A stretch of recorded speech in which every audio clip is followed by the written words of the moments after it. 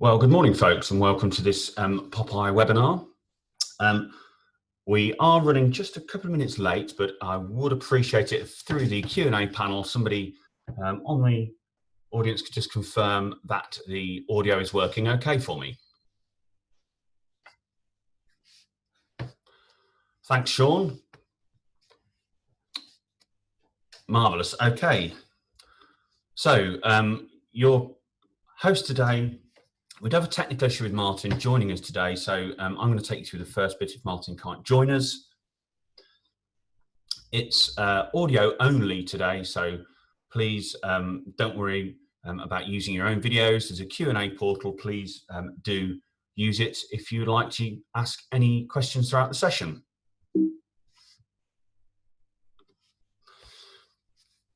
Very grateful today to be joined by our guest presenters, and we'll introduce those later. And just to run you through a short summary of the session today, we're going to start with a bit of an awards update. Lots of people I can see involved in the webinar today also have involvement in the Popeye Awards, which is great to see the engagement there.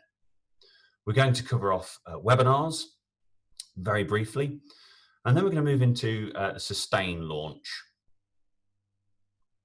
before handing over to our guest presenters for the main bulk of the session.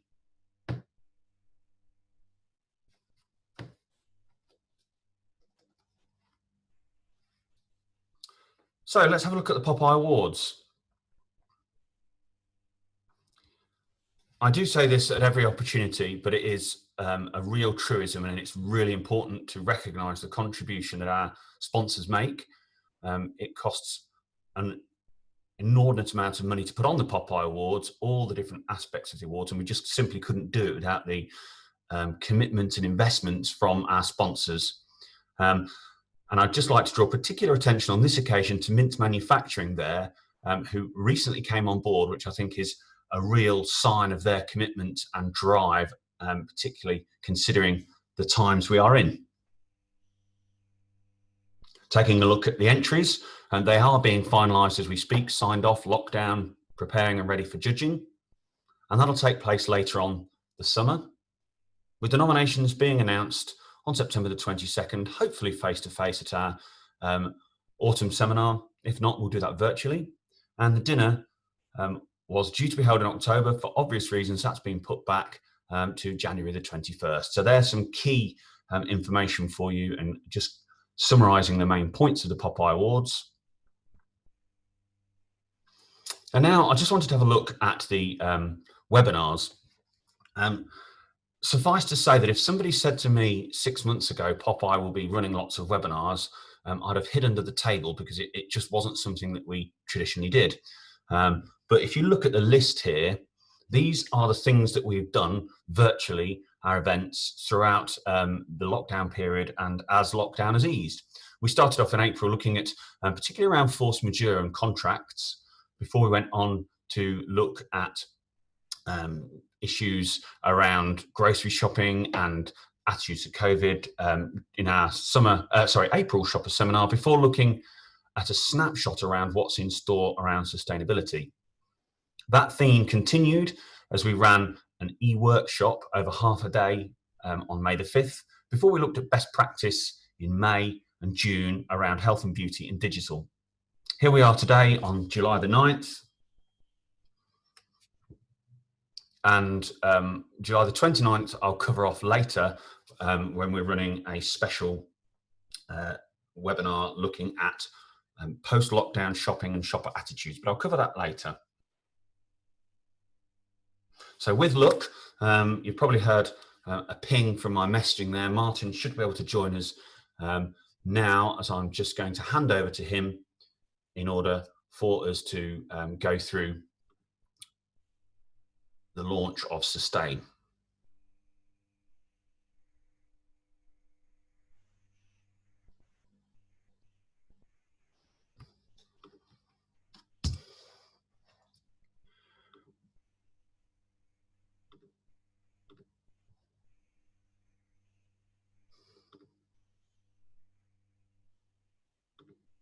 Martin, I've now promoted you to panelist, so over to you.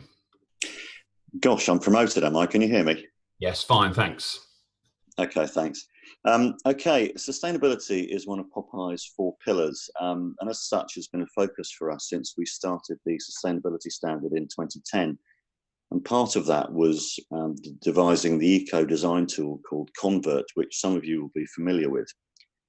This was designed to give a sustainability rating to display POS and packaging, and for several years was a really important part of what we did. But over time, interest in the industry and sustainability gradually waned away, which was a bit of a surprise to us. But as part of our recommitment to sustainability in every part of the value chain in the industry, we've now invested significantly over the last 6-7 months in the design tool, and it's being relaunched today as Convert, as Sustain. That's the difficulty of having a large logo in front of me with Convert written on it, Phil. It's Sustain, believe me. The changes include updating all the underlying technical information, adding new materials and processes, and recoding it completely to make it easier to use. Shortly, I'll take you through the pricing structure for Sustain, because there actually now is a pricing structure. In the past, Convert was free of charge, but that simply can't carry on given the investment we're putting into it both now and planned in the future. We'll also be making an announcement that has real significance for the sustainability standard overall and the industry as a whole. But first, I'd like Lee from Eco3, who's been instrumental in the continuing development of Sustain, to take you through a short demonstration of how it works and what the outputs are. So Lee, over to you, please. Okay, thank you. Can you hear me okay? Yes, that's fine, Lee, thank you. Okay, sorry, I thought I was having problems with the microphone. Can I share screen, Phil? Am I? Yep, absolutely. Okay, let me... okay, so hopefully everybody can see my screen. As Martin explained, this is a quick kind of introduction to the tool to explain very simply how it works. We can't cover everything in this short session. First thing to say is that Sustain is a web-based tool, so you access it through a web login. They are secure, password-protected logins, and each user has their own login. So when you log into your particular account, you will see projects that you have created. So when you log in, you will see a list, and this is just a demo, so there's a whole list of things in here, but these are lists of projects that you've created. The basis of Sustain as a tool is you create a project, and within a given project, you can have up to 6 versions of a particular item. The idea being you could assess the impact of something that you already have. You could assess the impact of something you are considering designing. If you have the information, you might be able to assess the impact of a product piece of pop that isn't yours, maybe a competitor's, but whether that's possible or not, it depends if you've got all the info. But it's very much based on a comparative basis of being able to compare one type against another, and it allows you to kind of carry out what if scenarios. It allows you to look at the impact of something and say, well, what if we change a material? What if we change a location of manufacture, for example? So very simply, I'll just take you through a quick demonstration project that we have here. You'll see across the top we have a number of stages, as it were, and these are the stages you go through to put the information into Sustain to get your results. So the overview, there's lots of free text you can put in here, to titles of projects, descriptions of what they are, that's just free text. There is the ability to classify the type of pop or display, so you can kind of classify it, and this allows it to be held in the database under a given classification, which would then allow certain certain kind of assessment of types of displays, for example, to say, well, what do carousels look like on average, or what do posters look like on average, etc. This particular one that I'm showing you today has 2 versions. So version 1 and version 2. So I'll go to the information about a version. So when you set the version up, so I have a project which might be a particular carousel design. My versions will be different, as it would suggest, different versions of that design. So as I say, it might be version 1 might use a certain material, version 2 might use a different material, version 3 might be transported in a different way. So again, titles, free text, quantities that you are going to manufacture. And there's also another flag in here which allows you to say whether it is a real finished product or not. So again, looking at data, once it's all in there, there is the ability to kind of separate things out and say, well, this particular version, for example, is a what-if scenario. It's not a real product that we make. Within a version, you say, where do I make and distribute from? So these are just examples. So let's say we'll change that to Germany. So you could have Germany to Germany. So I make in Germany, I sell in Germany, and there's a distance here that the product would travel to the customer. This is a pre-selected distance that sits within Sustain, but it can be overwritten. So you can overwrite these. If I say, well, I'm going to ship it from China to Germany, then it goes to the majority of the journey will be by sea. That's a distance that has been put into the tool using distance calculators. That's the average shipping distance. But you could add in road as well. You could say, well, we know there's a 300-mile road journey as well at some point, etc. Quantity of products in a container. This will affect some of the scores you get. And for example, it might change because of flat pack. So you may ship pre-assembled, or you might be able to ship part assembled or flat pack, which would mean you would get more products in your vehicle or your container that you're using to ship. So this is how you set up a version. So again, that's a kind of a precursor to then putting all the information in. And you can flick between versions 1 and 2 here. So you see quickly there's a difference here. This is France and Germany. Version 2, I'm now saying it's from China rather than France. So go to my product. So product is the piece of POP or the display unit. And Sustain works on a bill of material type approach, really. So again, I've got 4 test components in here that don't particularly mean anything. I wouldn't read too much into what they say, but component number 4 is aluminium. It weighs 90 grams. It contains 50% recycled material. I've not put any processes on this particular one. And if you remember in version 2, I'm manufacturing in China. I'm also sourcing this from China, and therefore it's traveling by road. So very quickly, you would just type in a free text. The materials offered in Sustain are from a drop-down list. So these are all contained within. You would look for the materials that you are using. Obviously, there could be cases where there are specific materials that you are using that aren't in Sustain. There you go, Martin, I did it as well. Aren't in Sustain. It is possible to get materials added in, but that's a kind of probably a discussion for another day, really. It's a bit complex. So let's just say that there is a list of materials you can choose from. As you can see here, we've got plastics. It's an alphabetical list. Plastics like ABS, materials like concrete, certain types of cardboard. There are a couple of electrical components in here, such as LCD screens and printed circuit boards, which may be used in some items of display. As you say, rechargeable batteries as well, softwood, solid board, etc., etc. So you would pick a material. So let's say I'm going to make this from PVC. You would put in your weight of the finished product. So let's say 25 grams. It has no recycled content. And let's say I extrude this. It's a PVC film extrusion. And then let's say I print it. So I digitally print something on it.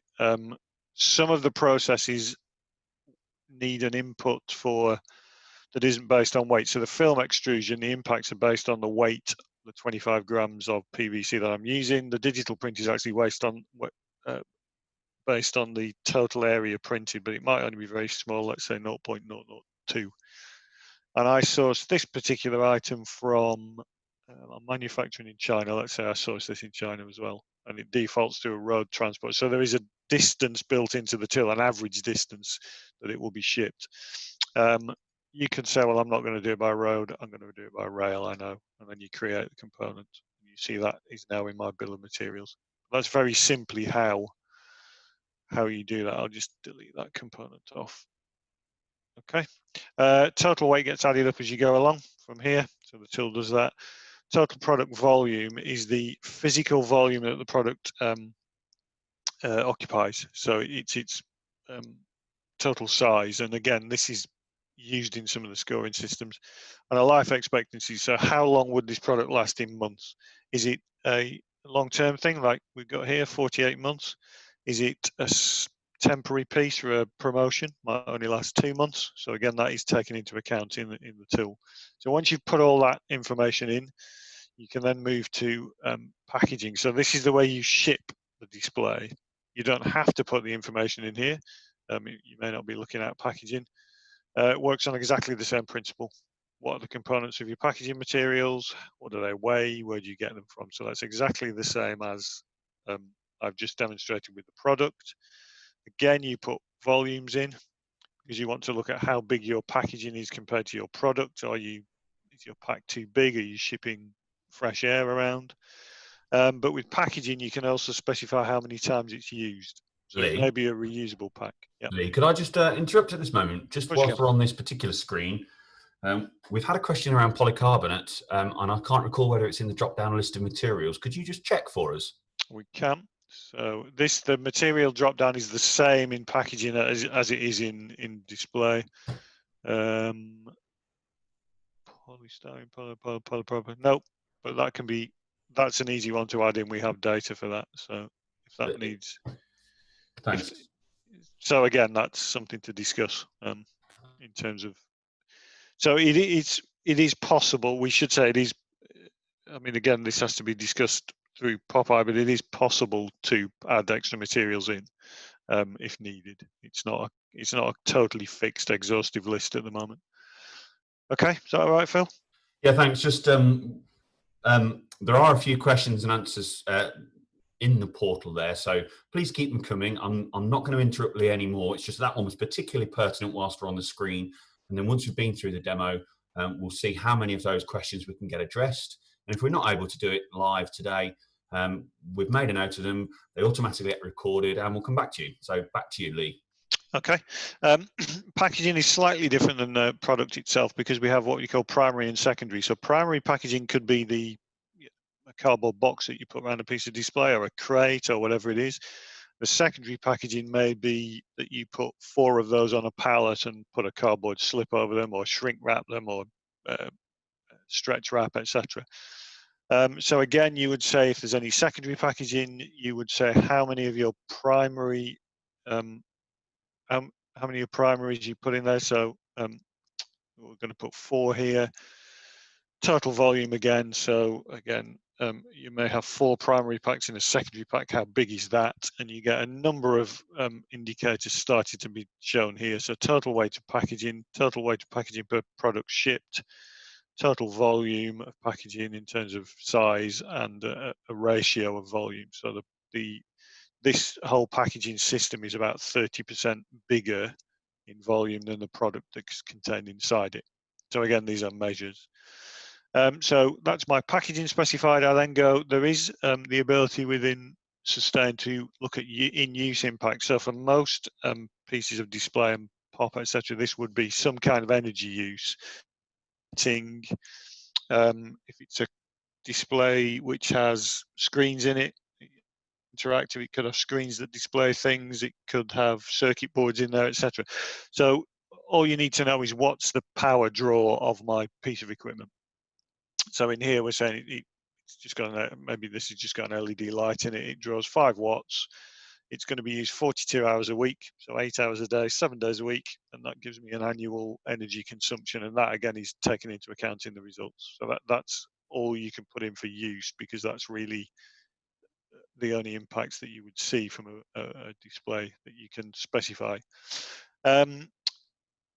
So you've now kind of said what it's made from, where it's made, how it's packed and transported, how its impact might look in use, and you then go to end of life. So what the tool does is it presents you with all the components you've listed and just basically asks you what happens to them. So this is pre-populated here. I've put these in. When you do this for the first time, these will all be blank, and you choose these, whether what you do with something. So you see there's an indicator up here which says, is the product easy to disassemble? So you look at, is it designed to be taken apart, or are things bonded together, etc. So you specify whether that is or not, and that will affect the results. Same for packaging. And then you say, right, well, this is where I would expect my materials to go. Now, you could still say it's not easy to disassemble, but this is where I would expect materials to go at end of life, but it will affect the score. So here I'm saying my MDF will go to landfill, my printed circuit board will go for recycling, as will my polypropylene and my aluminium. See, that's how you specify it. Now, again, that you need to know that, your suppliers may know that, your customer may be able to tell you what happens to the product at end of life.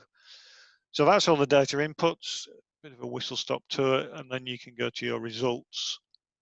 Now, Sustain shows results in two ways. We have these top 6 figures here, you can see I've highlighted, and they are indicator scores.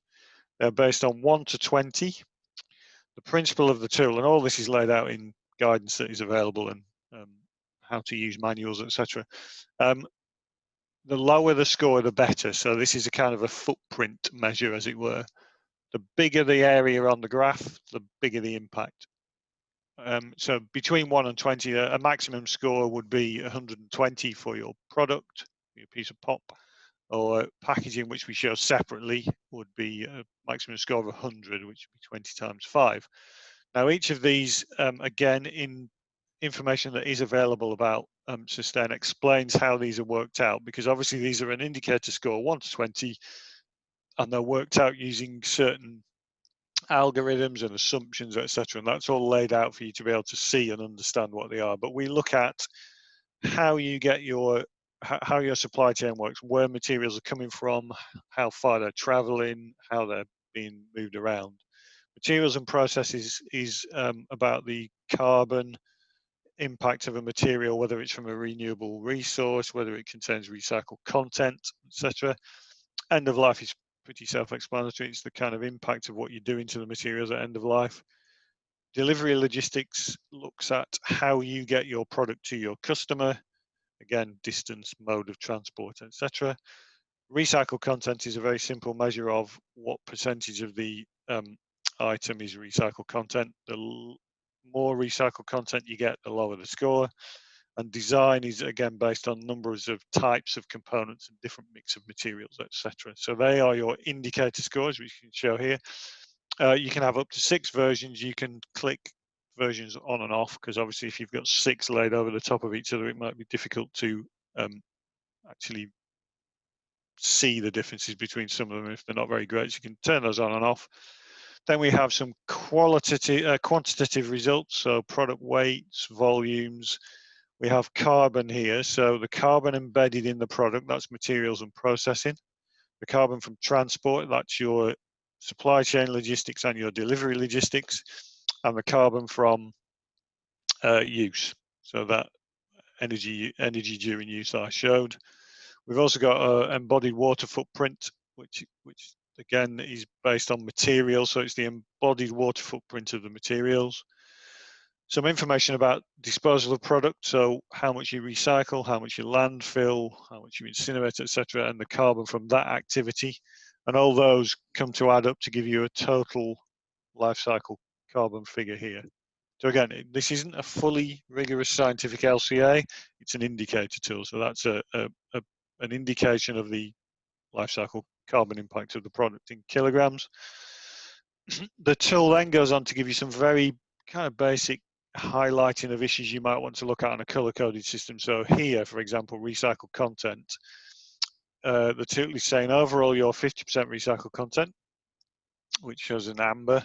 The red components there have less, I think less than 25% or less recycled content. Can you do something about those? So materials listed in red It says, can you increase recycled content?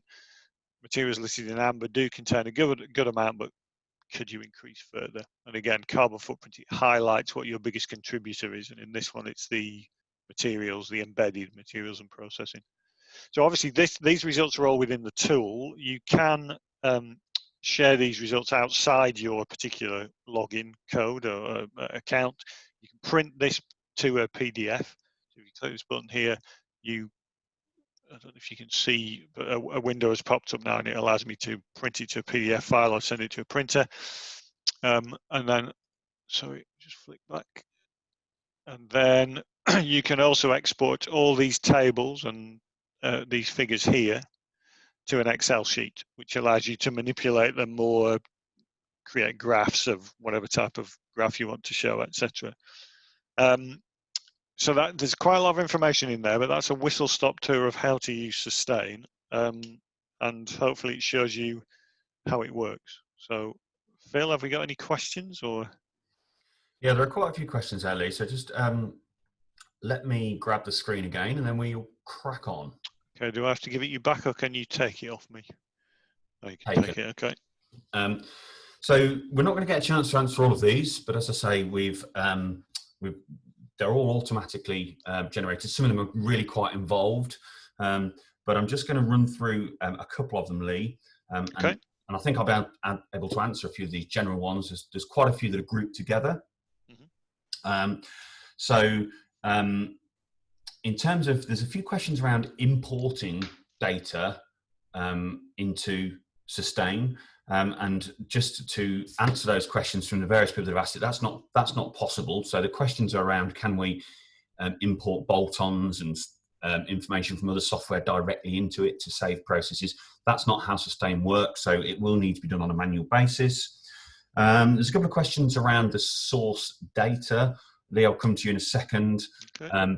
But in terms of the materials that are in there, there's a question around what materials, so we can get that out to you so you can see what materials are in there. But Lee, if you could just cover for us where the materials data and the process data is sourced from in terms of those publicly available databases.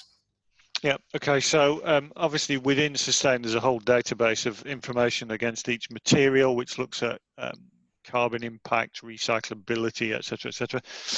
Those are sourced from third-party peer-reviewed data sets. So there is no single data set that covers absolutely everything, and therefore we can't say it's data set X.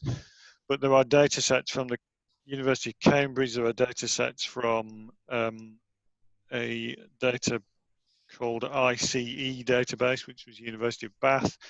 DEFRA is where we take our transport data from. So carbon reporting factors that DEFRA publish for companies to use in carbon reporting for transportation, etc. The thing to say is that they're all from third-party, independently peer-reviewed sources. So that's one of the questions about adding new materials in, is can we source an independent set of data for that type of material to be able to put it into Popeye, put it into Sustain. So that's where the data comes from. Again, this is how these things work. When you carry out assessments and LCAs, you get your data from these third-party data sets. Thanks, Lee. I think that pretty much covers it. I'm just keen that we get through one or two more questions before we hand back to Martin. So the question around targets and ideal scores, that will be something that we are able to deliver for the industry once we get to critical mass of data within Sustain. So at the minute, there is no target level. When Lee was showing the different types of display, that's the position we're trying to get to. And just one more question I'm going to answer before we move on. But as I say, we will come back to everybody on these questions. So we've got a question in about pre-filled displays. For instance, filled FSDUs on quarter pallets. Lee, my understanding there is you would take out the weight of the product if you wanted to understand the impact of the display. Yes, you'd have to do that. You'd basically, I mean, if you think about it, the way that you put the data into Sustain, it's purely looking at the materials used to manufacture the display. So you would you would just have to look at that. I mean, I guess this links to maybe the weights given in shipping, or weights from suppliers include the whole thing, but you just have to get that separated out somehow. Okay, Lee, thanks for that demonstration. I'm going to hand back now to Martin just to take us through the last couple of parts of this before we hand over to our guest presenters. So Martin, if you'd like to jump back on. Yeah, great. Thanks very much. One of the things that is really important is for us to be able to set standards or targets for the industry. And as Lee pointed out, one of the things that we will be looking to do is to get aggregated data, which we will examine and then report out on. So that will be coming as well. If you have any queries for us, sustainability@popeye.co.uk comes through to myself and my colleagues who will be dealing with this ongoing. I touched on the pricing structure earlier, or mentioned the fact there was a pricing structure. I'd just like to go through that quickly now. We've got a situation where we're going to operate a 1-month trial license and then a 6-month user license to fundamentally cover the rest of this year and the initial period of next year. This is really because of obviously what's been going on in the world and the industry and in retail over the last 4 months or so. We want to establish Sustain first, and then we will announce the pricing for 2021 in November next year. The prices are those that you can see there. So there's a 1-month trial if you want to just get involved and have a go and have a play with it and make sure it's appropriate for your requirements. And then a 6-month license for members is $475 and non-members $675. These prices are per country of operation. So if you operate in multiple sites, then there will be a multiple license charge. I'm also aware that we've got a number of companies on the webinar today who are members in Popeye or shop offices outside the UK and Ireland. And prices for you will be confirmed shortly via your local offices. And coming on to the final part of what I want to talk about today, I'm delighted to be able to make the significant announcement that we spoke about earlier on, which is the first major uptake of Sustain in UK retail. From October, Boots the Chemist is going to require a sustainability rating from Sustain for each of their sales plan promotion units, which is submitted for approval. And this includes the units you can see below, the hotspots, gondola trays, FSDUs, and the fragrance tester units, all of these being temporary displays. We hope that in the future, permanent displays will form part of it, but currently they don't. Boots will be working with all 21 of their suppliers to gather the data, review it, and look to make improvements in the sustainability rating of all these sales plan units ongoing. And as I mentioned, for the broader world, we'll be looking to aggregate data as well. Now, this is obviously a fantastic start to the life of Sustain, and I'd like to thank Andy Bodley from Boots for his efforts in spearheading this initiative. We're obviously hopeful that this is the first of many such announcements in the coming months, and we're having some conversations with other retailers at the moment. So finally, details on the Popeye Sustainability Standard and on Sustain and how to sign up for it, along with any support material, is now available via the Popeye website in the sustainability section. There will be a further note on the main body of the website. We will also be looking to provide FAQs and other information out of some of the queries that have come through today. And please, if you want more information or you want to sign up, please email us at sustainability@popeye.co.uk. Phil and Lee, thank you very much. Thanks, Martin. So we have got, I say, lots of questions in there. We will come back to you individually. There's lots of different ones, so there's no point going through them all now. And as we are with time, we're going to move on to the guest presentations for today's session. So I'd like to introduce Scott Renton, who's Head of Store Development for Shoe, and Adrian Briggs, Creative Director of Briggs Hillier. Guys, if you'd like to unmute yourselves and take control of the screen and take us through your case study. Hi there. Morning, Phil. It's Scott here. Can you hear me? Yeah, thanks, Scott. Hi, can you hear me? Yeah. Perfect, Adrian. Thank you. No problem. I'm just going to share the screen.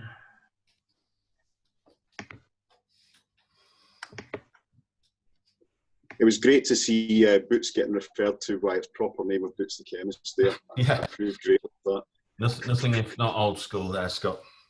that. Okay, Adrian and Scott, Okay. over to you. Okay, thanks everybody for joining. So we're here today to talk about creating a transformational new store concept for Shoe. So as Phil announced, we've got Scott, who's the head of store development at Shoe, and myself, the creative director at Briggs Hillier. For those of you not aware of Briggs Hillier, we're a UK-based brand and retail specialist founded in 2000 who focus on delivering design that works to a global client list of leading brands and retailers, including Adidas, Hewlett-Packard, Crocs, JD Group, to name a few. But most importantly, Shoe, who we have now worked with for over 20 years on various different store concepts during that time. Yeah, Shoe has been competing in the branded fashion footwear retail market since '81, and as most people will be aware, it's a very crowded marketplace. The sports retailers, global brands selling direct to consumer. We've got online pure play competition as well as the traditional footwear retailers. So remaining relevant in today's environment requires a very clear message of who Shoe is and what we stand for. So we market strongly on our community pillars, including mental wellness, sustainability. And last year, we launched a project called Sell Your Souls, which encourages customers to bring in used or unwanted shoes, which we send for recycling in exchange for a £5 discount.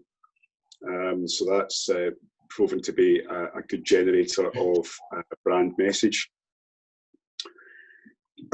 So in terms of store design, on a 5-year cycle, we evolve the concept. Briggs Hillier, as Adrian has mentioned, have worked on many of our previous concepts, including this most recent one, imaginatively entitled 2020. Each store most in need of a refit will also get a refresh on a rolling programme. And it's always been important for us to understand when we're doing it the origin and provenance of the materials that we use. So it was interesting to hear about Sustain there earlier in the meeting. So each design concept is entirely bespoke and manufactured for Shoe. Our stores are very densely merchandised with product and requiring a high degree of flexibility of the fixtures, and the store managers can take an active role in tailoring the product layouts to reflect the local customers' needs. We don't issue them with planograms anymore.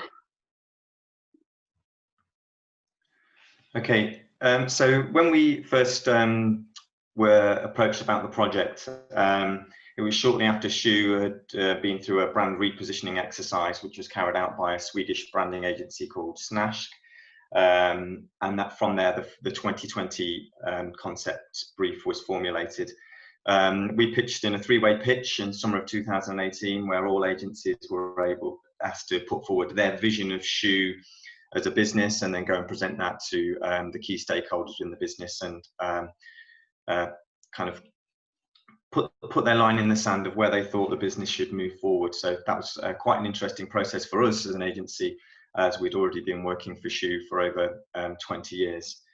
But one of the key things as part of our pitch was that we'd already established was that we needed a revolution. It was time for a new kind of store, and people didn't want to come to the shops just because they have to anymore. They needed to come to the shops because they want to. So creating a physical experience of the Shoe brand was more important now than it ever had been. So Shoe had created a brief that they'd sent out to all of the agencies that were looking, that they were talking to, which is very much a business brief. And it's one of the key things that we find in most of the projects that we now work on, is that the business brief usually needs to be revisited in order to create a design brief. So Shoe's brief was provide aspirational but accessible, fashionable footwear, selling on-trend and unique brands, enhance their omni-channel offer, laser focus on Gen Z 16 to 14 market, but still appeal to 25 to 40-year-old millennials, attract all, alienate none, be flexible, adaptable for future trends. But one of the key game changers that a decision had been made is that they wanted to reduce their options in store by 20%. By moving away from merchandising by gender, where traditionally the stores had been male on one side, female on the other, and because of the way that a lot of the brands were becoming genderless, so we would now move to merchandising by brand, and that would take away a significant amount of repetition. Sorry, I'm struggling to move to the next slide. Here we go. But what we then always do is then create what is a real brief, because behind the marketing noise that comes from the brief, we needed to make sure that we're really drilling down with the stakeholders what we need to actually achieve and what success really means. So we devised the brief into these different sectors of commercial, brand and customer, and primary and secondary objectives, so that we could make sure that when we got to the end of the project that nobody was coming back saying, oh, I was expecting it to do this, this or this, and all things that weren't in the brief. And this is a process that we would always go through. But some of the key things that weren't included in the original brief were it must increase sales, it must improve current in-store operations and be easier to use by customers and staff. It must reduce the complexity of the fit out and make it quicker and easier and cheaper and more sustainable. It must provide the brand with access to the next level of product tiers, with all of the brands like Adidas and Nike all being more particular about who sells what and where they go. Shoe needed to be considered as the place they wanted to put their best product, because that's the only way that Shoe were going to get access to that product. So we needed to create an impact and a noticeable change with those brands, and really regain credibility in the marketplace as being the leader that Shoe had been in the past, but we were starting to drift away from. And from a customer perspective, we needed to make sure we were not just fashionable, but we must be seen as cool, individual, and unique. So after 20 years of working with Shoe, we knew that the existing store operations inside out, but that still didn't mean that we needed to then still revisit everything. So we didn't take any assumptions in the project. So we started a fresh deep dive into all of the needs and desires of the target customer, and making sure that we still delivered the store to the maximum appeal of that target customer. So moving on to that, neatly into the target customer, it's really key that for the success of any store design, we understand who we're talking to. But over the years, Shoe's target customer has evolved and changed, and we needed to make sure that we were recalibrating to that. Scott. I've just noticed that this slide has us established in 85, but it's definitely 81. Definitely 81. Chopped a few years off there. Yeah, I mean, in the early days of Shoe, back in 81, it was established around the principle of bringing what were then very London-centric fashion trends to the fashion-forward thinkers of Edinburgh, where the business began. However, over the years as it grew and the fashion cycle developed, customer demand focused primarily on branded product and less emphasis on to sort of short-term fashion trends. You could argue that some of the uniqueness fell away with the advent of the rise of sports fashion. So the customers had evolved as well as the brand, as well as the products. So our original customers kind of grew up and had kids. So our response to that was to develop a standalone kids fascia that we worked with Briggs Hill on as well, bringing our product offer to all ages. So really, Shoe had always been about anybody who wanted a fashion pair of shoes regardless of age, but the product was becoming segmented in such a way that we felt kids' fascia was an opportunity, and so it came to pass. So now in 2020, we sell to anyone interested in fashionable shoes, regardless of outlook. We have a very inclusive outlook as a business, encourage individuality and embrace the outsiders. So the concept, though, still had to be really targeted on the core customer of 16 to 24. So that's not driven by us so much as driven by the customers that are core to the market. that Gen Z audience is not loyal to a retail brand anymore, but only to individual products, must-have products, and they expect the ultimate choice and frictionless fulfilment. So our store design must support that for a completely a frictionless purchase. So in order for us to start the process, we went through a series of detailed workshops with all the key stakeholders in the business, where we would really review every single element of the store, so that we could both determine the look and feel, but then also the objectives for each of the different parts of the store. So we won't go into this into a huge amount of detail, but we had a series of mood boards where each of them would create the desired look and feel that would appeal to that target customer, but also then a second layer of key objectives for each of those parts of the store to achieve. So really looking there at how the fascia needed to be strong, how we would use digital and making sure that it was a meaningful application of digital, not just iPads at seats. Everything needed to have a purpose. We also wanted to create flexibility with hero spaces in the store and allow the brands to come in and express themselves within the shoe space, within defined brand hero spaces. Merchandising needed to be ridiculous flexible. Flexibility has always been a key aspect of the store in the way that it needed to change, with fashions changing so quickly, with us needing to have the flexibility to dial up whether it be formal, sports, the way that brands are represented. So ultimate flexibility was going to be needed within the concept. And within lighting, it was one of the things that the business had tried to do many times in the past, but we really wanted to make sure that we were delivering the right level of mood and change of pace within the store that was going to be appropriate to the target audience. So I touched on flexibility as I was just going through those points, which came out as a really key element of the brief. So once we had those an understanding of those requirements, how we were going to deliver flexibility and adaptability were key to the concept.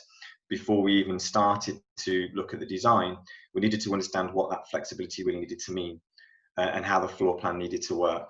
So Scott will just run through the principles. So we're looking at a plan of a template store, which actually turned out to be our first template store in Livingston in Scotland. And the principles that you can see there are that nothing is landlocked. It's key that we have the flexibility, as Adrian has explained, to reflect the needs of the store. Footwear display is so heavily reliant on linear space as opposed to the shop square footage. So our stores are generally deeper than they are wide. And these dividers that you can see picked out in blue there let us reposition product to reflect the trends. We don't define any fixed departments as we had done in the past with gender and different kids areas and so on. So taking that on, the sort of standard format that we worked on with Briggs Hillier was that sport fashion remained key and remained the largest part of our business for the time being. So a standard store layout would have a sports section towards the front, which was mixed gender, branded in the first 2/3, and then with fashionable boots and shoes and sandals beyond the blue dividers. When you add in the kids area to that, you can bring a divider off the rear to separate and give some temporary segmentation to suit. If you want to do a product launch, so for example, at the moment, whilst in this store which currently trades in Livingston, although it's sport fashion towards the front, we are not far away from the Scottish Back to School, believe it or not, Scottish Back to School peak, and so you could have they currently have a launch for back to school at the front of the store, or they could have moved it further back if that was deemed the right thing to do by the store manager or area manager. You can also have a dual launch space, splitting it to reflect different product categories, or if a brand wanted to take a particular space and use it for a launch, you can see it as a dedicated brand room at the rear of that slide. Sorry, we bounced around a little bit there, but so as we move on to, in order to be able to deliver a concept that would then work that way, we needed to develop a merchandising system that was going to give us that flexibility. So the core phrase that we used was how we were going to deliver horizontal fluidity within the store and create a merchandising system that was going to allow us to do that.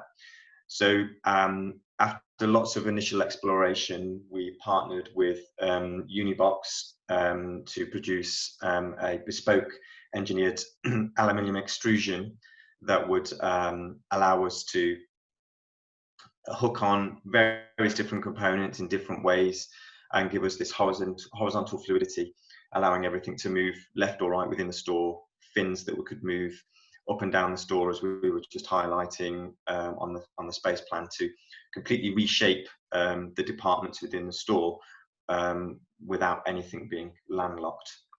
So the way in which we approach that as a concept is that we start with a white box, black, very simple, added in a series of arches that were forming the system and the illumination, integrated a system onto them to give us the horizontal fluidity, layered in our fixed graphic wall disruption messaging, then had the digital solutions as a core solution at the rear, and then screens around the perimeter that were all flexible to move around, individual merchandising panels that could hook anywhere, and then a set size of mid-floor unit that all the mid-floor units were the same, so they could be arranged in lots of different orders.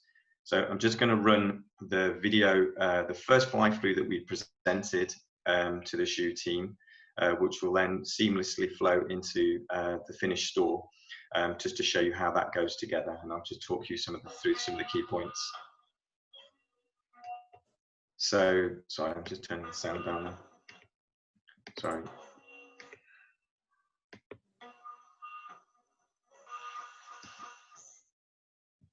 So we had the digital screens at the front, and here you can see a large digital screen to the rear of the store to pull you through. We have digital screens integrated into the wall that are all completely movable and can be rotated 90 degrees or portrait or landscape. We have, and then all of the different hook-on components that create all of the different brand spaces. You can also see the individual mid-floor units that are all in individual square that can then be pieced together to do different sizes, and they all use exactly the same base, but we can interchange a seat, a tower, or a plinth. And if we come through to the rear of the store, past the two movable dividing panels, we have exactly the same merchandising system and hook-on panels, but all in different finishes that can all then hook on to the different spaces and tell the different brand stories and give the flexibility. And then equally a kids unit.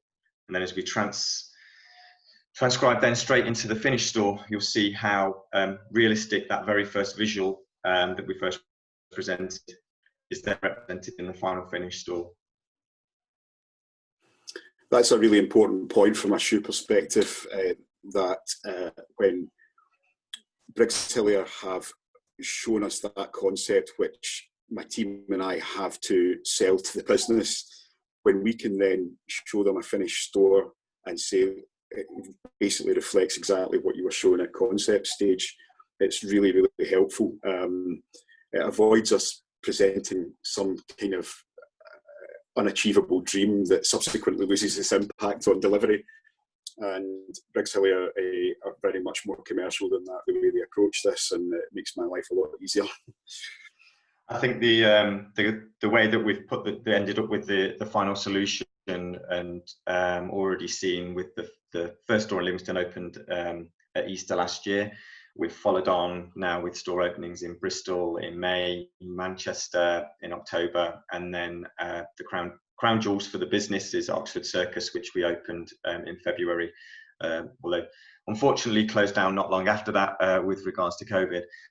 And then we also have a new concept for kids, where we've applied all the same principles into the kids concept, which was due to open in March. But myself and Scott were there yesterday, as we've just managed to get that back started on site, and that will be opening in a couple of weeks' time. So we've just got a few more images here to just run through of the Oxford Circus store, and then which again we've been able to apply the concept to. The key advantage that we have in Oxford Circus is based on everything that we've achieved. We've been able to take this site that used to trade over 2 floors and really stretch the parameters of the one single floor and push the boundaries of the perimeter. And with the reduction of the product and the way the system is working, we've been able to get everything that we used to have over 2 floors into one much more impactful and much more shoppable ground floor space, which has been really well received by the business. We've been able to then do some initial brand launches when the store first opened, but obviously we're only just now reopening this store. So hopefully we'll be able to get a lot more brands engaging within the space and taking over the different zones over the coming months as we all start to wake up again. Yeah, one of the differences this time around for us designing this concept was that we actually included some key brands in the process. We shared some of the information with them in the early stages, and it's really paid off because, I mean, at the moment there's currently product in the 2020 stores that we've launched in Manchester, Bristol, Livingston and Oxford Street that the rest of the business can't get access to because the brands in question deem the store's environment so much of an improvement and a forward advance on our previous older style stores that they want to see their product sitting in that space. So that part of the brief has definitely been answered. Yeah, just going to quickly run through again some of the key pictures that we have of the kids store that's about to open in a couple of weeks, where we've taken all those key principles and taken that into the kids concept as well. Which we're looking forward to getting that open and sharing that with the world quite soon. So I think to really summarize on what we've managed with the store, and I think the adaptability and the flexibility of the concept has really come into play in these times now, where we're having to adapt our spaces to cope with the different needs as well, and all of that flexibility is really being utilised by the stores where we have this 2020 concept. I don't know if you want to go through some of those other key points, Scott, of the. Sure, yeah. I mean, it's interesting looking at where we are now in the world. The design of this store, reflects what we actually need in a sort of post-COVID retail space because of the flexibility, because of the pared back nature and component nature of the furniture and equipment. We've taken existing equipment in those stores that has been modified to provide, for example, a sort of lectern style plinth at the entrance to the store, which allows us to sort of filter the customers coming through, and in some cases there are customers perhaps with a return who we can deal with at the entrance of the store with handheld technology. They don't even need to enter through the front door. The store managers love it because it helps the conversion rate. Basically, with the support now of our marketing team and our product team and the key brands, all the credibility of this concept and the feedback that we've had of it has really helped enhance access to the product with the brands, and they see it as such a strong showcase for collaboration and launch of hero product. So we'll see. We've got lots of data to look at these stores that have opened, testing the sales comps pre and post refit against a control group of stores and also against all stores. And when life gets back to some sort of normality, hopefully, we should see the data that we need to support a further rollout of this concept. Yeah, and I think the. Okay. No, carry on, Adrian, please.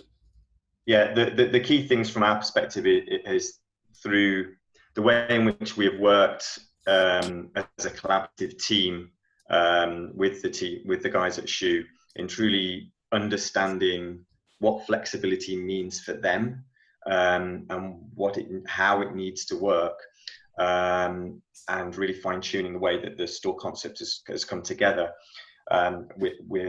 There's lots of other gains that you don't just see within the finished video. We significantly reduce the complexity of the fit out, making shop fits quicker and easier to do.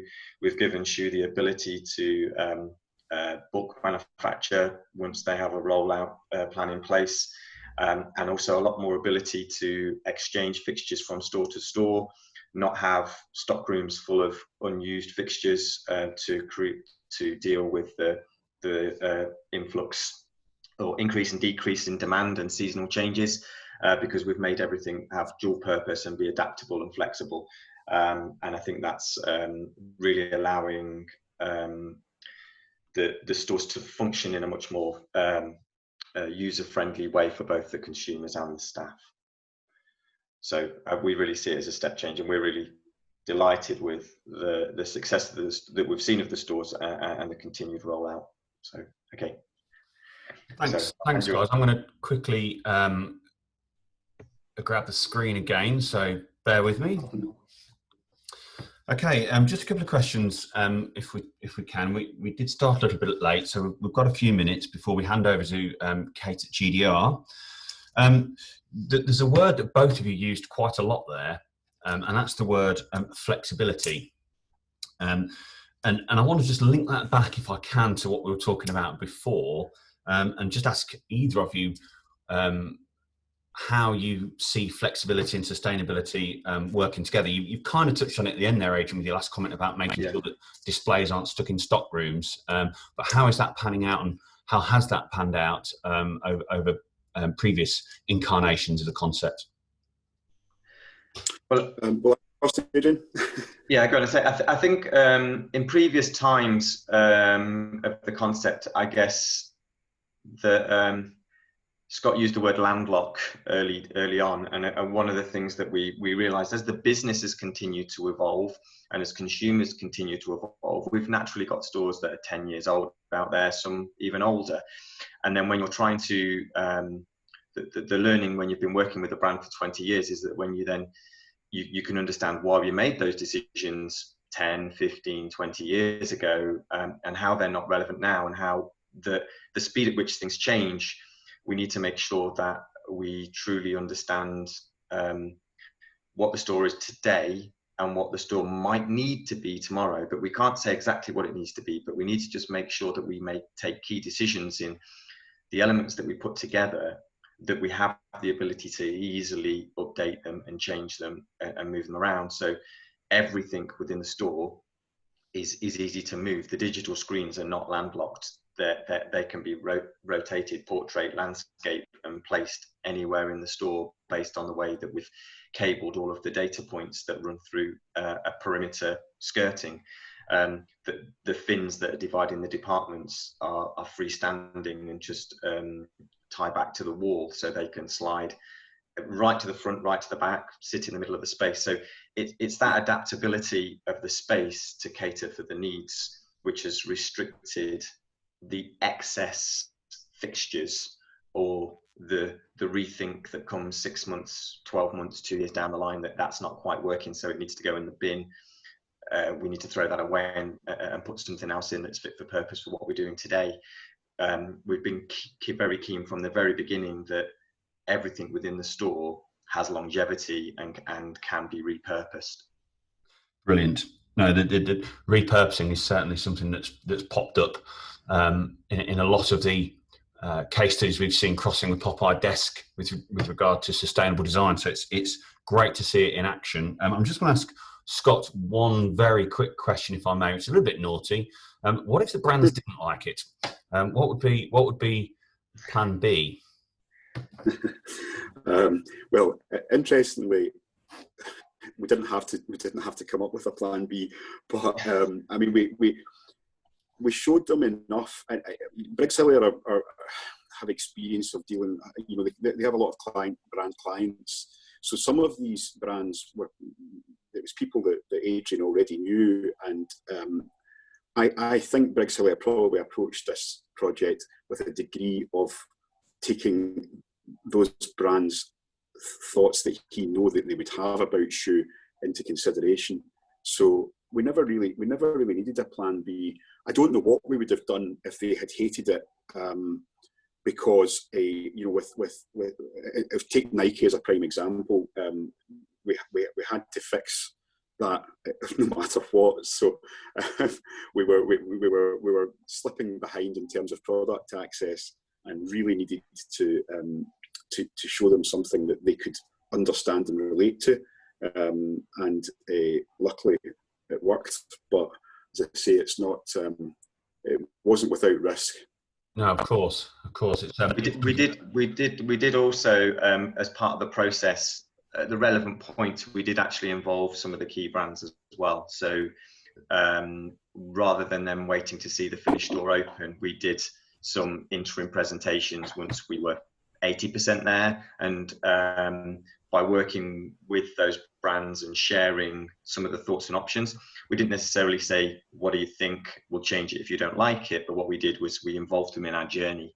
And I think from that perspective, they were then on board with that journey, which also assisted in when it finally lands that they already understand where we're coming from. So I think part of the success is that is to do with that as well, to do with how we worked more collaboratively with those brands. It's the three magic words: early stakeholder engagement. Listen, guys, I'm gonna wrap up there with real gratitude. It's quite difficult at these times. I've run quite a few webinars over the past few weeks, as you saw earlier, and it is really challenging. It's something that most people aren't used to doing. So I'm really grateful for you sharing your insight there into that concept, and to get under the bonnet of the process that goes behind it, I think is really, really valuable. So thank you for your input. And if you'd like to mute yourselves now, I will hand over to Kate.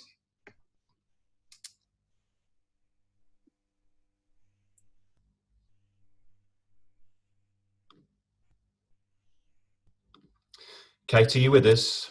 I am. Wonderful. You can hear me now. Great. Yeah, perfect. Thank you. Okay, so I'm just doing the screen sharing thing. If you bear with me for 1 second. We've got you. You've got us. Okay. So here we go. Full screen. Audio good, visual good. Over to you.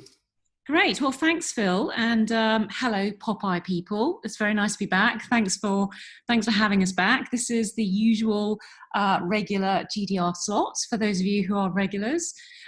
We sort of give you some access to our global innovation reports, as you may remember. And so I'm going to do a sort of whiz through over half an hour of some of the things that we've spotted in the last 6 months that we think might be of interest to you.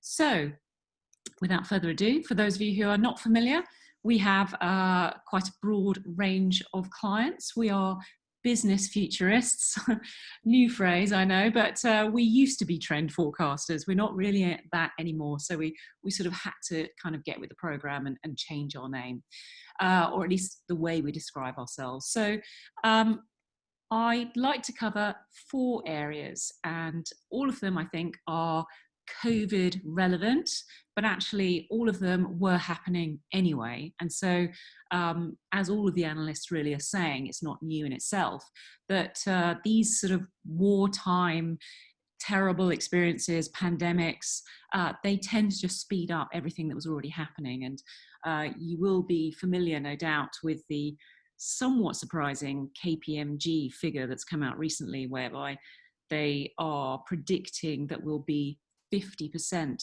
e-commerce in this country by 2025, which is 5 years earlier than previously anticipated. That is a bit of a shocker. It's higher than even I thought. So, you know, all of these things are happening. They were already happening. They're just now happening faster. So I'm going to look at more than a product, sustainability coaching, it hasn't gone away, going live, and finally experiential. And at the end, of course, happy to do questions. So starting with more than a product, this is about purchases as the beginning of an ongoing relationship. Now, as we know, we now have to think about each and every single customer as a special and unique entity that deserves having a relationship and a conversational relationship with us as a brand. And this is the approach that Watsons are taking in Asia. So they have 65 million customers, and they think, well, you know, it is our duty as a service provider to be available for 24 hours a day to talk to those people who have questions, and they make their chat channel available via these QR codes in stores. And there are two different options. Either you can speak to real people, you can request a particular real person, or it'll go to one of a team of real people if they're obviously not working at that time, or you can just click over to their AI bot, which they call Wilson. You can actually prefer and choose the bot in the first place if you want, or you can talk to the person. So I think, you know, this is just happening absolutely everywhere. We see this with so many brands feeling that they have to provide that kind of real life or bot driven 24-hour Q&A essentially. So on to Kroger. Kroger have been doing some amazing things actually during lockdown. We've covered them a lot. Like many other big supermarkets or supermarkets which have a range, everything from hypermarket to convenience, with their larger stores, they are looking to repurpose some of that space. You know, you might be kind of using some of it for an Argos, obviously, if you're a Sainsbury's. But in this case, they're changing some of their space into dark kitchens. Now, we've seen very high-end luxury stores starting to tinker with the idea of dark stores, where it is a fully mocked up store which no consumer will ever walk into, but has fabulous and perfect lighting and great camera angles, and you've got store associates essentially doing online sales. This is the supermarket version for essentially fast food. So they've recognized that obviously lots of people ordering food through Uber Eats or Deliveroo, etc. They have decided to undercut them via the dark kitchens. It's their own brand. It's cheaper than the likes of, you know, the Subways that they're competing with. And also they're claiming that once you've ordered it, you'll get it within 7 minutes. Now, obviously they're only taking orders from people who live in very close proximity. So, but interesting, I think, that we will probably start to see a greater number of and configuration of dark kitchens, dark stores, and not just from the likes of Deliveroo themselves, but also from supermarkets. H-E-B, another US supermarket, this one mostly in Texas. I must admit, I was not super familiar with them until recently. They've just won the award, according to the dunnhumby research, for top most consumer favored supermarket in the US. And one of the reasons is this kind of innovation. So in 29 of their stores, they've piloted selling the fresh food, the meals that have been created by local restaurants. So say 5 local restaurants that might otherwise have gone bust. And they're doing this to help them out because they're taking no margin from them. So they're essentially selling their ready meals from the local restaurants to keep them going during COVID. So very interesting, these kinds of innovations. Carrefour, like Morrison's here in the UK and others, are bundling basics together in order to help with the logistics and the distribution during lockdown when, let's face it, unless you're on a special list sanctioned by the government, you can't get a delivery for love or money in this country. I mean, even now you have to stay up till 4 in the morning to get a delivery slot. So they recognize this. And in France, you could say, look, we are a family of 2, we like fish, we'll have the fish box for a week. Or a family of 4 and we eat meat, or a family of 3 and we have a baby. And so they have these standardized selections. So I think now, as we move into a period, sadly, of global recession, I think we'll see more and more of this kind of simplification, bundling. It's not a la carte, so you're paying less because, you know, there's less cost and expense in putting this stuff together. The likes of Staples, now obviously a shop selling stationery, already knew that the writing was on the wall many years ago. And so they pivoted already back, in 2016 and earlier to become, as you will know, more of a sort of WeWork type space that people come and work in, and then also, buy their computer peripherals, etc.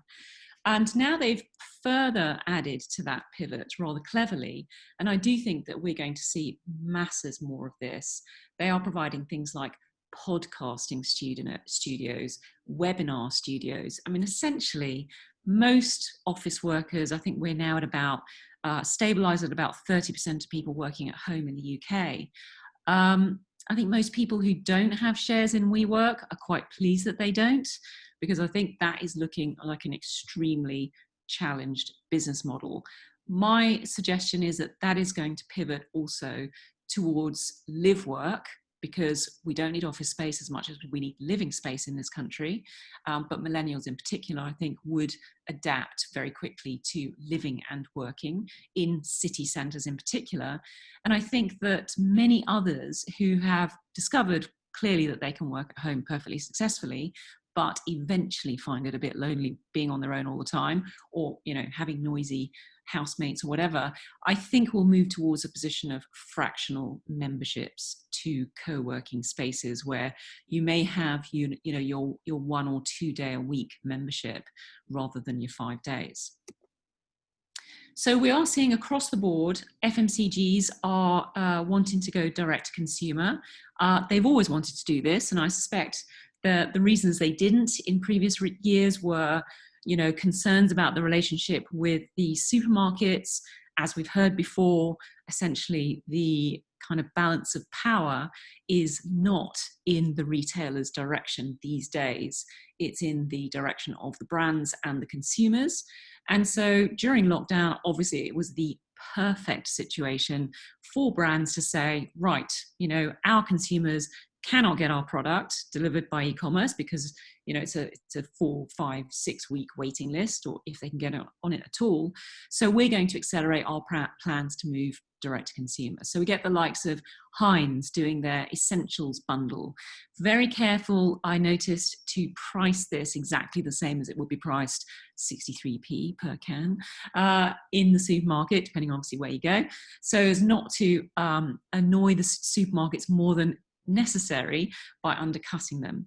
Also the likes of Pepsi, obviously snacks have gone through the roof. Everyone's put on their extra half stone apparently, which is not what the heads of the health authorities would like to hear, of course.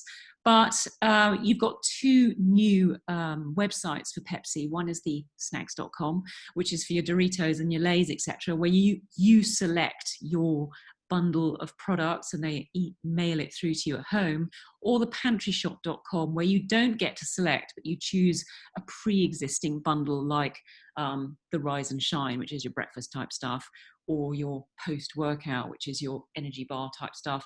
So I think this will just run and run. Pretty much every big brand will be wanting to move into this. And I think what will come along with this in a commensurate way is masses of innovation in last mile delivery, but that's a whole different half hour.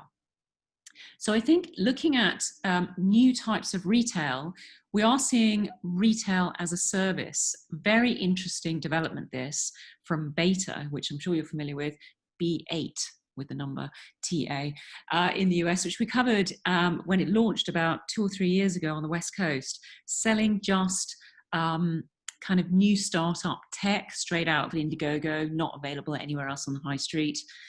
Extremely interactive and surveillance model, which has now been so successful that they are selling it white label as a retail as a service. So basically this is a 50-50 joint venture between the owners of Toys R Us, which has obviously Phoenixed, and the owners of Beta. So Beta provide the model. So for a brand like Lego, for example, to have space in this store, they make no contribution to the store for any of the sales. They keep 100% of sales income, but they essentially pay for the shelf space. So it's like a kind of new version of a kind of, department store concession type model. But unlike the old Toys R Us, in the style of the beta model, this is highly interactive. Every single thing will be out of the box, plugged in, ready to play with. Toy Pro human beings encouraging interactivity, a tree house in the middle of the room, constant get-togethers, activities all the time. And of course, like beta, a highly surveillant environment. So full of sensors and cameras, constantly providing feedback to those brands that are renting that space in order to give them feedback on, footfall, whether your shelf is attracting people, how long they're dwelling, how much they're buying, etc., etc. So I do think this model of surveillance retail as a service does certainly have legs. So on to sustainability coaching and how brands are helping customers achieve their sustainability goals. I think that consumers probably took their eye off this ball during the absolute crisis period, but I don't think it's gone away, and I think it will come back very quickly, and it's definitely something brands cannot take their foot off the gas with. This is Kogo, and this originated in New Zealand but is now in London as well. It essentially means connecting good. So it's an ethical living mobile app. It's free to download, and it connects you as a customer with businesses in your kind of GPS environment as you move through a city, which kind of correlate well with your ethical priorities. So obviously you set yourself up with a profile, say I'm a vegan, or I'm very concerned about plastic use, or I only want to engage with stores that are very carbon conscious, single-use plastics, etc. And then you can essentially skew your payments and your spend only towards those kinds of businesses that align with your ethics. So there's a little video here. Hopefully you can hear this okay. Kogo is a platform that connects you with businesses that share your values, so that together you can shape the world you want. It's free to sign up. Just select your values,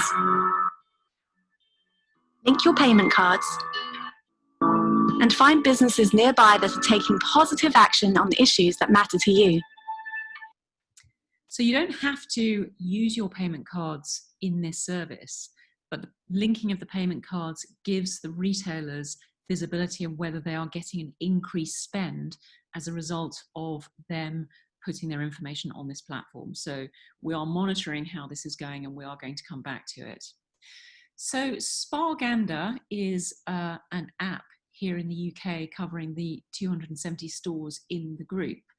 And what's interesting is this is essentially a play towards come and get the products which are going off before they approach or pass their use by date, and they will be at lower price, but they're not positioning it as a value issue. They're positioning it as an eco issue, quite interestingly, and this is the video that goes with this.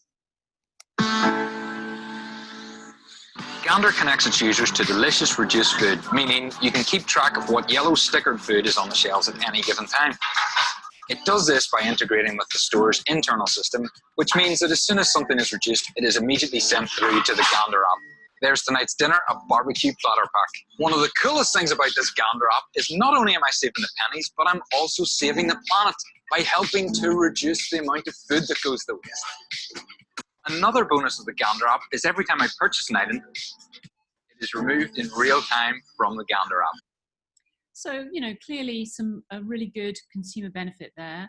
I think part of a bigger picture that we are going to see with the unfortunate global downturn that's coming is that we are going to need and be very interested in, as supermarkets in particular, anything which provides value for our consumer. So we'll see the growth in own label and private label. We'll see a kind of lower version, I would suggest, of the good, better, best. So there'll be a good enough version of that own label. And I think that's all part of this sort of ecosystem. This didn't actually, I think, get a chance to open because it just was about to come out during the lockdown period. But interesting that Asda is jumping on board with the sustainability play in terms of having these refill stations. Now, we've obviously seen these in many places.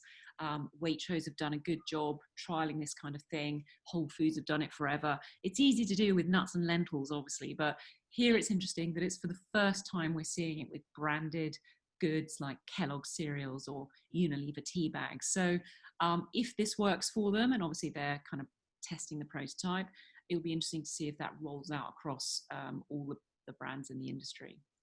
So sustainable fashion and rethinking a throwaway culture, and obviously this is a hot topic at the moment with the unfortunate news from Leicester. And, you know, I think it is interesting that people are starting to realize how the fashion industry is an unbelievable polluter and really at one of the sort of top industries for creating a carbon footprint, and not in a good way. So I think ThredUp, which is a sort of US version of many of these online platforms that we have to sell our kind of high street clothing online from home, has set up this fashion footprint calculator. Now, I did the calculator and I actually only have a 25% of the typical carbon footprint of your average fashion buyer. And that is because I'm a vintage shopper and I buy a lot of stuff secondhand. And also, I don't use the washing machine as much as the average person. And a lot of it's about how much you wash and how much you dry stuff. And obviously, I'm very good at that as well. So I think millennials will increasingly be kind of willing to look at their consumption patterns and start to realize that actually something's got to change. And within the industry, we see a massive change in the last year or so. Pretty much every big mass market, and I'm not talking about only luxury end here, I'm talking about mass market fashion retailer, has moved into rental. So this is H&M. They only have it actually in physical flagship stores at the moment, £28 per item per week, but they will be, I think, expanding this online. Urban Outfitters do this, all of the other big stores do it, and it's mostly e-commerce based, and it's not just for evening wear, which of course Rent the Runway kicked everything off with. And now we're seeing even quite high-end department stores making a positive of selling things which are either secondhand, because here you can bring your own gear in, which is not bought from Nordstrom, just any luxury item, fashion and shoes and so on, and basically sell it to the store. They obviously have to have quite skilled people for the pricing. And then you get a voucher for that, and you have to spend that voucher within Nordstrom's brands. And they're also selling items which have been returned from their full price stores. So the idea of essentially consignment is now becoming absolutely acceptable within even luxury retail. Now, we have been talking for a long time now about live streaming. I know it's become absolutely huge and everybody's on board. We now accept, I think, in the West, that live streaming is coming. It's already 9% of all e-commerce sales in China, as those of you who saw my last presentation will know. But I just want to show something here from Singapore to show how you can use something essentially that's free, like Facebook Live, to, in this case, provide a promotion. So the first 25 people that engage with this live stream on Facebook can basically get the food that these guys are cooking. So this is the equivalent of Singapore's biggest fresh food delivery service, like Ocado type of thing. And you get the actual food for free delivered to you at home, sort of 20 minutes after you've seen it on the live stream. So how good is that? And for everyone else, they can just buy the scratch ingredients. So I think for the purposes of time, I might skip the video for that, but it is a very engaging way for brands to engage with thousands and thousands of their customers. And of course, on Alibaba and Tencent, the live streaming is extremely sophisticated. We don't have those platforms here, at least most people are not engaging with them. And the platforms we have are not as advanced. So we are getting some startups starting to fill those gaps for the West. So this is a Swedish startup called Bambuser.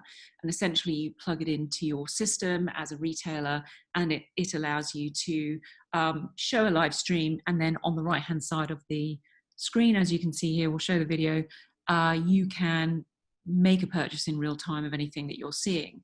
This is Monkey, which is an H&M brand. All right, hi guys, and welcome to the Naked by You runway show. This collection was designed by you, and it was also modeled by you. And during this time, you can actually live shop from the collection, but you'll have to be quick, otherwise you have to tune in on November 17th when we release the collection.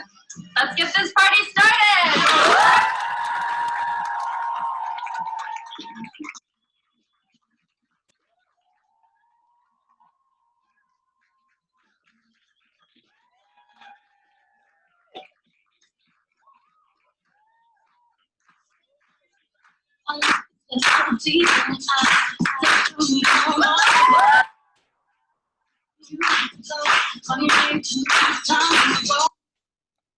So you can see how that would be very appealing to your Gen Zs, and they actually get some pretty amazing figures here. 20% of viewers add items to the cart during the live show, and 25% interact through the chat. An average viewing time of 11 minutes, which, as you will know, is extremely high for consumer engagement. So we're going to be observing quite closely how that goes. And for those of you who are cycling enthusiasts like myself, you may know of Ribble, which is just a small independent just with 3 stores selling your more bespoke cycles. And they've obviously been doing well during lockdown, but they've also been doing well because they were, even before lockdown, starting to work with Go in Store and essentially the live streaming concept. And I spoke to this guy a few weeks back. I just clicked on the link, and he's super engaging, and he's always there. And he says, oh yeah, we've been so busy as a result of this, I have to stay here till 11 o'clock at night, because obviously that's when people are shopping. And he said what was interesting is they used to only sell to a UK audience, and now they're selling worldwide because of this live streaming option. So this is him doing his thing. Hi, my name is Yaku, one of your Ribble Live in-store experts. We are now able to take your live video call to assist and answer your questions. Simply click on the icon at the bottom of the page and allow for your microphone so we can hear you. But don't worry, we won't be able to see you. We look forward to taking your call.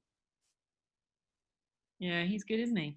So on to Extreme Experiential. Now, you'll probably be familiar with 7 Fresh, which is one of the JD.com 10-cent-backed supermarkets in the US, which we've covered. This is 7 Fun. Now, this is pretty extraordinary stuff. This is 10,000 square foot supermarket, only 3,500 products, but get this, 12 restaurants, 3 bars, constant live events, themed parties, sommeliers on site. I mean, whoa.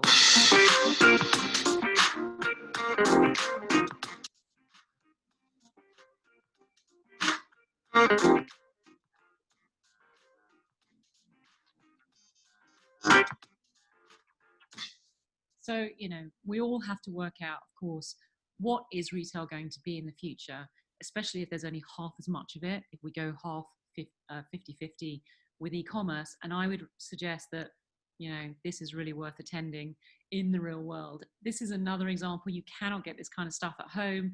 American Girl, the doll store in the US, free doll hospital, so you can have surgery for your doll, etc. You can have the same hairstyle that they do for your doll. You cannot do that at home. These things drive traffic to the stores. This is in Tokyo, and it's essentially a toy and gift shop using projection mapping in a very interesting way. Now, you know, I know that this isn't right for every brand, of course it isn't, but when you see these examples, you realize, look, there is a place for physical retail. There will always be a place for it, but it will be more experiential, and the boring stuff will fall away. Welcome to UFO by Frank today.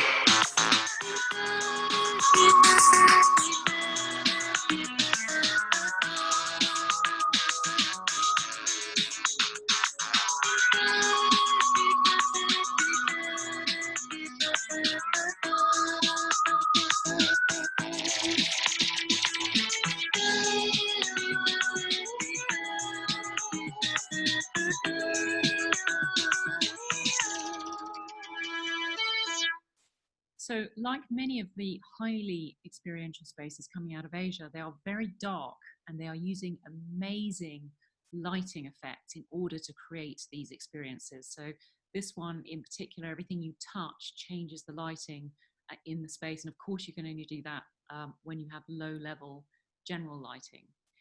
So again, reasons to go somewhere because you can't get this stuff at home. This is another good example of just an AR screen that basically provides fun. Yeah, can you get us stuff right there? Come check out the 5G experience, Pose with the Pros, live at AT&T Stadium.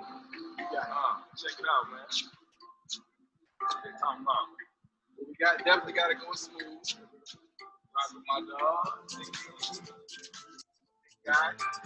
Oh! He had to do that, man.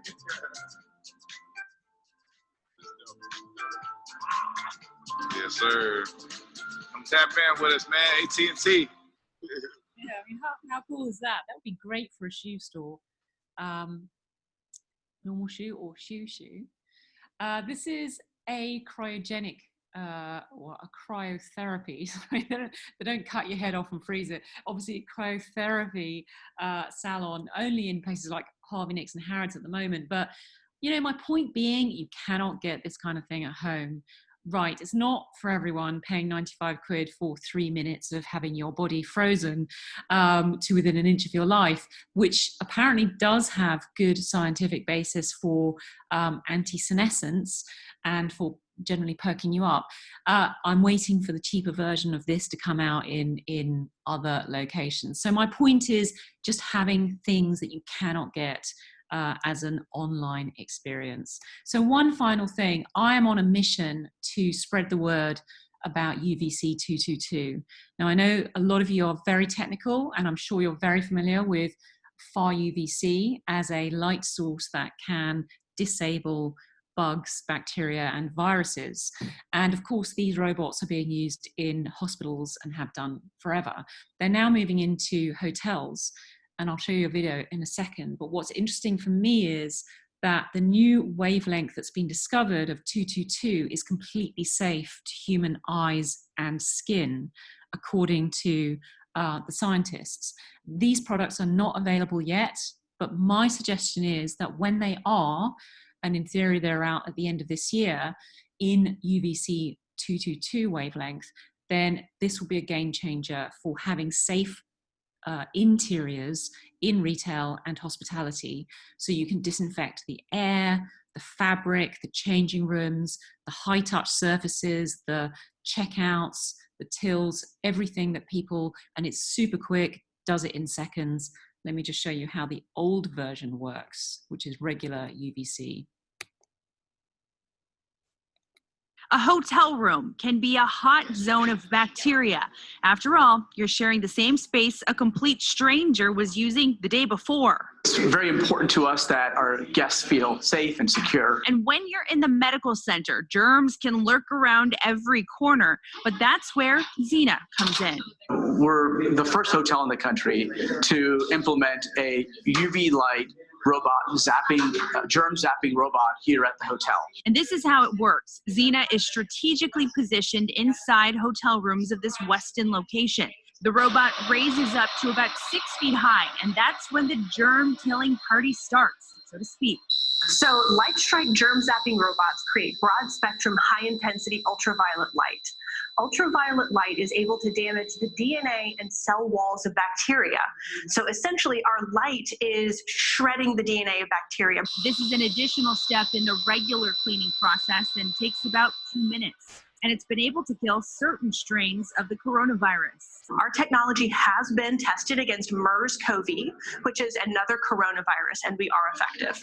2 robots are already hard at work disinfecting. So, can we really lick that TV remote? After this thing rolls through. It is safe enough in theory, absolutely. We're in Houston. Charlie Edsity, ABC 13. So, just to finish with some recommended takeouts. Clearly, D2C is on the rise. It was already, and now it's just been accelerated. It will be a challenge to the supermarket retailers. They will have to adapt and compete. we're going to see a massive rise in value retail. The bundling and simplification of products for people to receive more easily. The group buying websites, which are becoming absolutely huge in China. We haven't had time to go into that, but Pinduoduo is an example, and I suspect we will start to see more opportunities for customers to get together and group buy in the UK and Europe. Rental and secondhand, there's no question, there's absolutely, that is going to explode. The new retail models, retail as a service, check out Beta if you're not already familiar, and what it's doing with Toys R Us. The store is clearly becoming a media hub. You've got to squeeze those lemons. Those associates have to also be broadcasters, and everything they're doing obviously will be shoppable and is already. So we are accelerating towards the experiential web, and that includes dark stores as well as dark restaurants. Well, dark restaurants aren't really experiential, but dark stores are, and they are perfectly lit and designed for that kind of studio experience of one-to-one live streaming. Being replaced by shopping, I go on about this a lot, as you know, but that isn't going to go away anytime soon. And for anyone who has not already read it, I would strongly recommend that you check out Bill Grimsey's new COVID report, which came out last week, and that is free to access for anyone on vanishinghighstreet.com. And finally, because we have a relationship with Popeye, we are very happy to share with you some of our latest work. So first is an interview that I did with Bill a week ago on his new report, and so you can hear that on this link. I think Phil will circulate this afterwards, so you don't have to write it all down.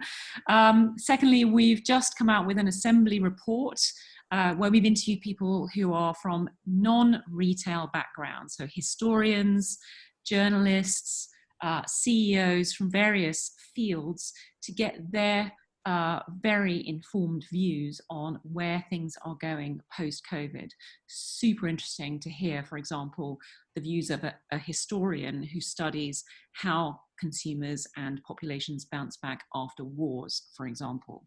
And finally, we've just literally yesterday released a report with Excelco, who have aggregated access to pretty much all e-commerce sales outside of Asia.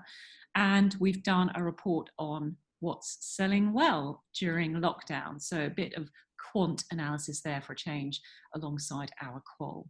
So that is me done. Thank you very much.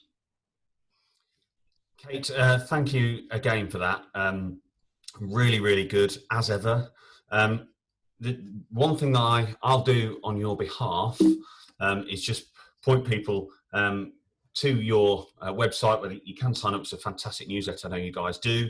I'm really, really grateful to your input today. Just one thing that really stood out to me across everything that you presented there, which as ever is a roller coaster of consumerism, if you like. But what I really liked was the fact that blend of digital and physical right across all those elements, whether it was a sustainability app or some of the things you touched on at the end.